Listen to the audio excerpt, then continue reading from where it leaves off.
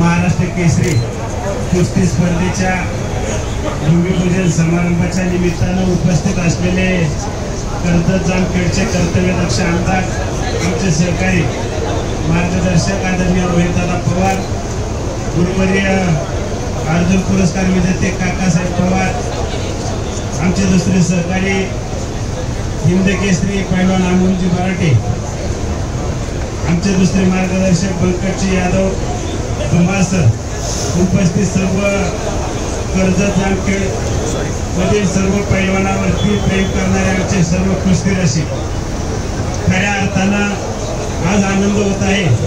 66वी महाराष्ट्र केसरी कुस्ती स्पर्धा आज या कर्जत या ठिकाणी होत आहे।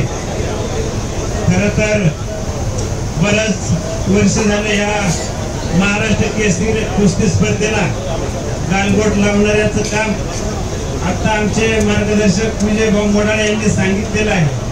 खरं तर ज्यांचा जन्म 3 वर्षापूर्वी झाला आणि ते वाढदिवस 67वा साजरा करतात। खरं तर ही कुस्ती संघटना रजिस्टर होऊन 3च वर्ष झालेली आहे आणि दादा खरं तर 67वी यांनी महाराष्ट्र केसरी स्पर्धा घेतली तर हे लोकांना न पटण्यासारखं आहे। खरं तर आज महाराष्ट्र कुस्ती परिषद असं आज मी छातीटोपणे सांगतो की खरं तर महाराष्ट्र केसरी कुस्ती स्पर्धा घेण्याचा अधिकार फक्त हा महाराष्ट्र राज्य कुस्ती परिषदेला आहे, बाकी कोणालाही अधिकार नाही। यांनी फक्त लोकांना वेड्यात काढण्याचं काम या नुरा कुस्ती संघाने केलेलं आहे। नुरा कुस्ती संघ हा सगळ्या पैलवानांना माहिती आहे की कोण कसं हिंद केसरी। आता मोडाळे भाऊंनी सांगितलं, पण आम्हाला कुणाची इज्जत काढायची नाही। खऱ्या अर्थानं सगळे जे आहेत त्यांना एक विनंती करतो आपल्या माध्यमातून, तुम्ही आपलं तुमच्या लायकीमध्ये राहायचं, तुमचं काय असेल ते तुमचं बघायचं। तुम्ही जे चांगलं काम तुम्ही प्रत्येक वेळेस महाराष्ट्र केसरी, आज मला वाटतं वर्षातून 4थी महाराष्ट्र केसरी तुम्ही घेत असेल तर हे चुकीचं काम आहे। खरं तर हे महाराष्ट्र केसरीचं कॅरेक्टर बिघडवण्याचं काम ही दुसरी संघटना करत आहे।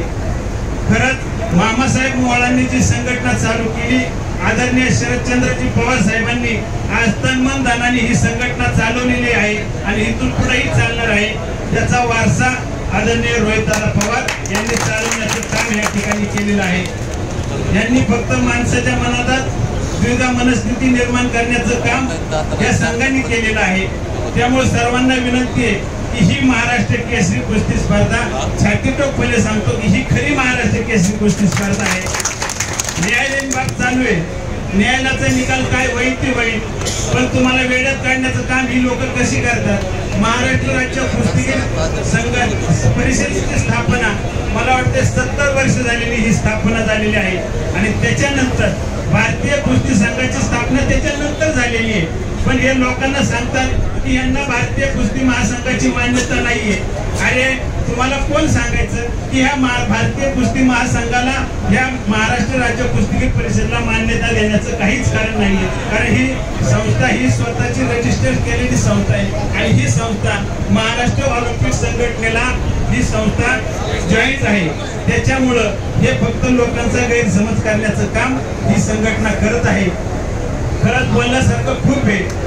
यांनी फक्त आता जे अहिल्यानगर इथे झाली महाराष्ट्र केसरी कुस्ती स्पर्धा आहे, जे पदाधिकारी आहे त्यांनी ह्या लाल मातीची शपथ घेऊन फक्त एकदाच सांगावं की आम्ही कोणत्याही पैलवानावरती अन्याय केलेला नाही, फक्त एकदाच शपथ घेऊन सांगावं।